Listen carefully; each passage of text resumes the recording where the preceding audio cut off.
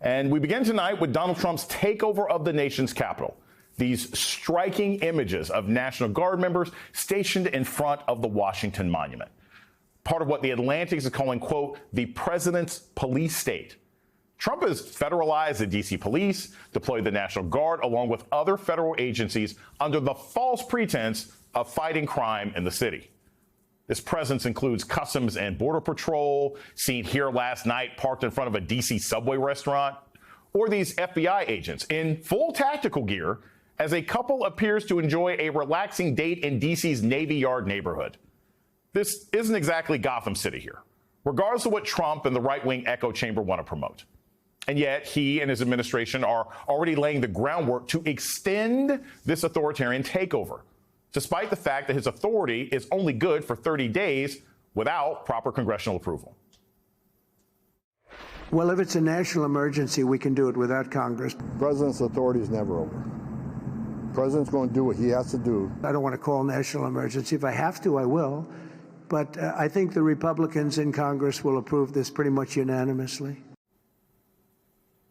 Unfortunately, Trump is likely right about Republicans in Congress who have shown absolutely no interest in exercising the kinds of checks and balances outlined in the Constitution.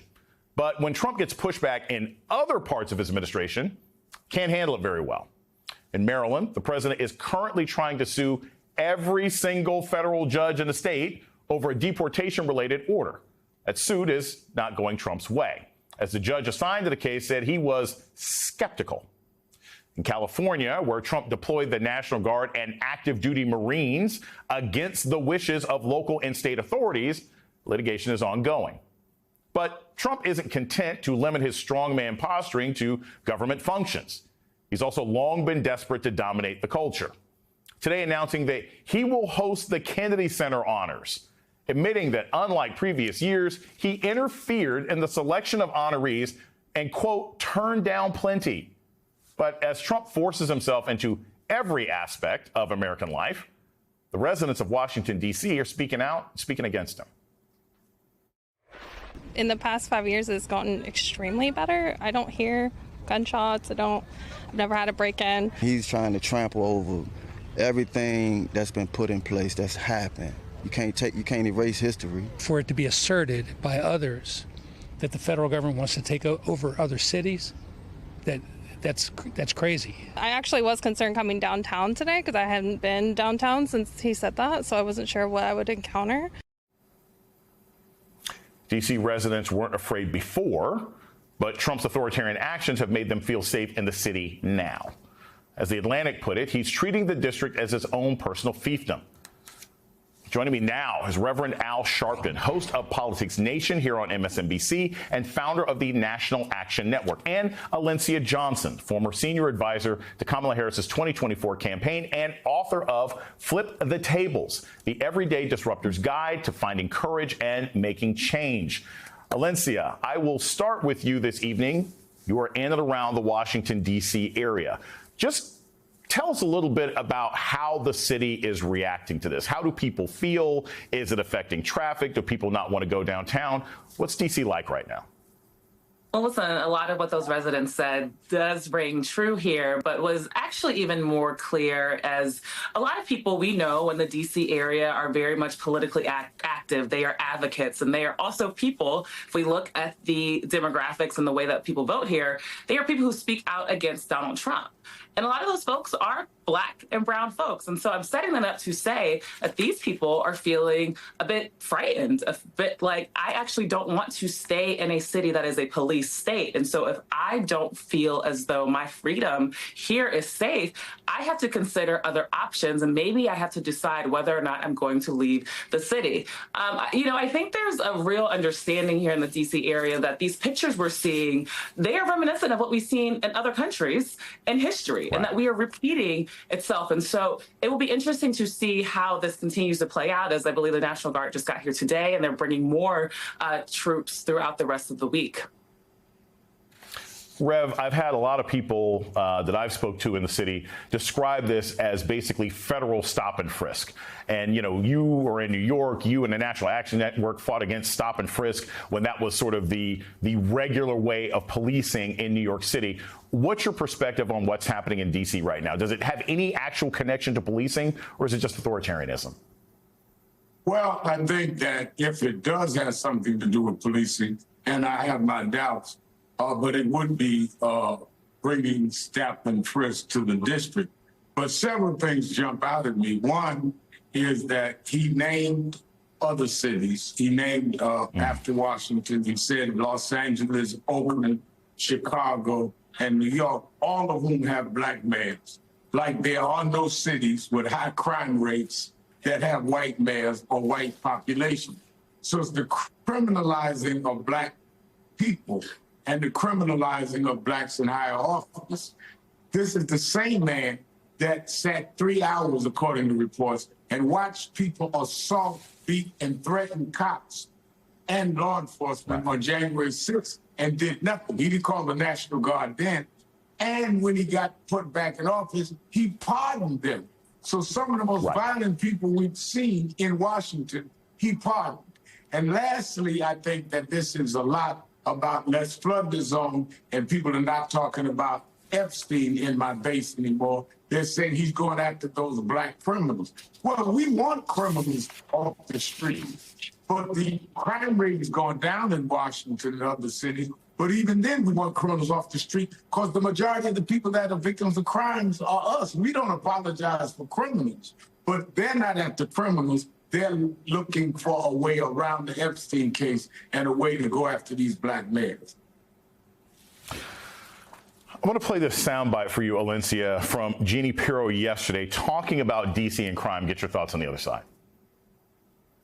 What about preventative? Do you or the president plan to do anything to address the root causes of crime in D.C., such as truancy?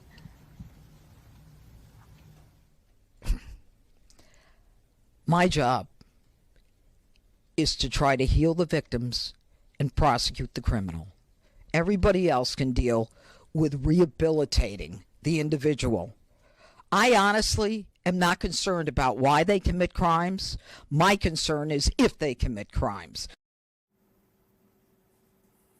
Alencia, clearly these folks are only going to be in the city for 30 days, at least for this particular extent. What does it say that Jeannie Pirro, who's speaking in part for the administration, even though she shouldn't be, is not interested in solving any issues that lead to crime? She really just wants to go in and punish. What does that say about what this administration is really doing?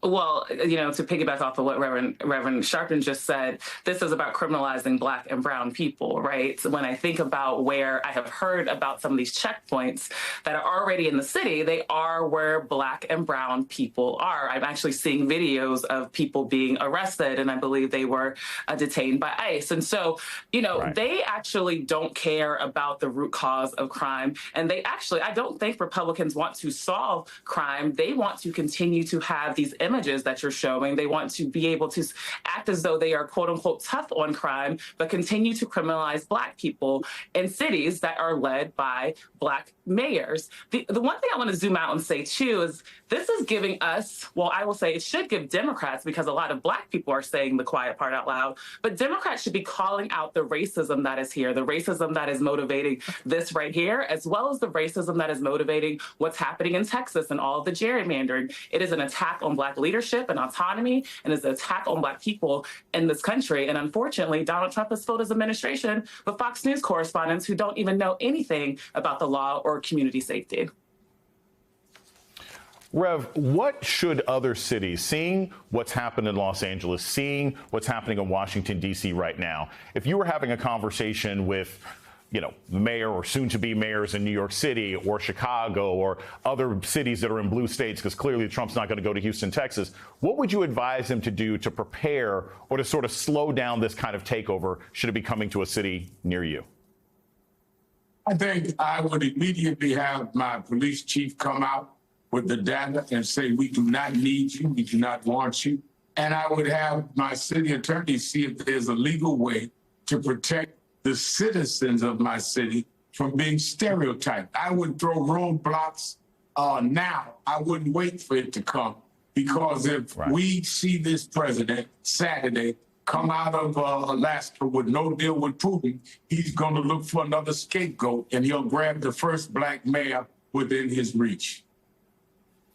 Lindsay, I want to get to you really quick on this. Clearly, Trump isn't just happy with sort of his authoritarian rule. He wants to sort of dominate the culture. He's now going to be taking over the Kennedy Center Awards. I want to play some sound from him talking about the fact that he's never been honored. Get your thoughts on the other side. Since 1978, the Kennedy Center Honors have been among the most prestigious awards in the performing arts. I wanted one. I was never able to get one. This year, it's true, actually. I would have taken it if they would have called me. I waited and waited and waited, and I said, the hell with it. I'll become chairman, and I'll give myself an honor. Maybe I'm going to honor, next year we'll honor Trump, okay? You know, it was 30 years ago this month at another award ceremony where someone got on stage and said, if you don't want someone who's trying to be all up on stage and all up on your videos, maybe you shouldn't be involved with this kind of situation. Trump clearly wants to be all up and involved in everything. What do you think the response should be of people who might get honored by the Kennedy Center after this point? Should they say no to the president? Do you think people should just take their money back? What do you think is the proper cultural response to this kind of takeover? Well, if you notice, there was a cultural response when he actually shifted the leadership in the Kennedy Center. You had a lot of great leaders such as Shonda Rhimes and folks actually pull out. And what I think you'll see are actually those conservative, right-wing people and artists who actually support Donald Trump starting to be honored. And here's the thing. When people say that culture isn't important, if it wasn't so important, Donald Trump wouldn't be attacking the Kennedy Center and our cultural institutions. And quite frankly, I hate to say this, part of the reason we are still dealing with him is because he knows how to use culture.